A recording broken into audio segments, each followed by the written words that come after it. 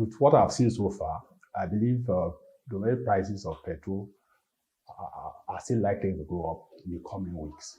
One, because crude oil price today, let's say crude oil prices have hit the roof again today, and the price of Nigeria's burning light is about $82.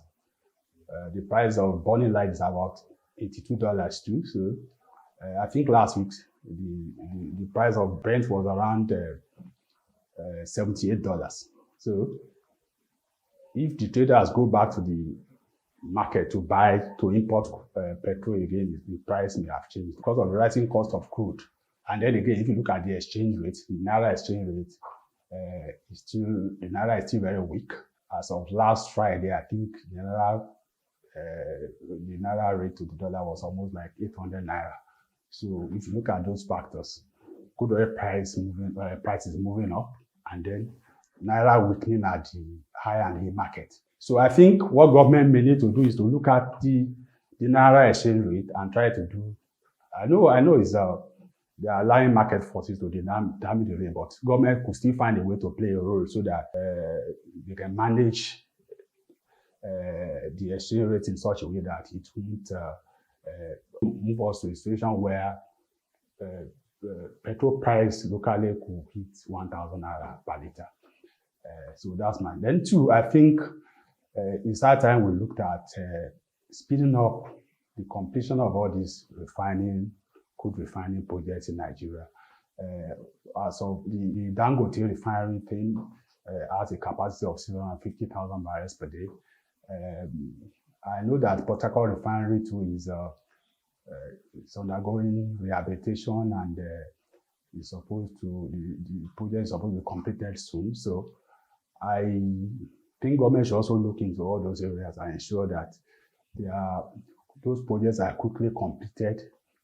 After all, government also owns some substantial share in the Dangote refinery, so as to ensure that we start to refine what we consume locally. That will, in a way, still reduce the prices a little bit. I'm not saying it's going to be like a big reduction, but at least there will be some reasonable reduction. I also think that subsidy removal has been having a lot of consequences, and government needs to be very alert to its responsibility of ensuring that the economy does not collapse under the weight of high prices and all that. I'm sure inflation will still rise.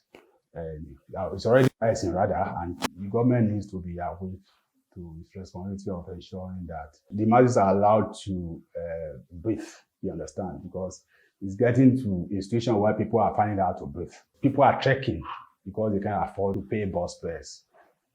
Governance should be about also making sure that taking care of the welfare of the people.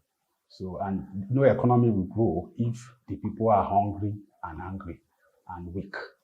So government should look at that side to ensure that people are not hungry, angry, and weak. We need to find a way to balance things up. Government shouldn't be behaving as if they are eager to inflict pains on people. For instance, if you have removed fuel subsidy, you shouldn't at the same time be increasing school fees. You shouldn't be doing everything at the same time, because the economy cannot absorb all those. You can do it, little by little. It could be a year, 2 years, you understand. Not that you also want to do everything at the same time. Especially now that the economy is not in a very strong position at all. I mean, the external reserves are not so good. They are not in a good position. Inflation is well over 20%. So I think government should tread carefully.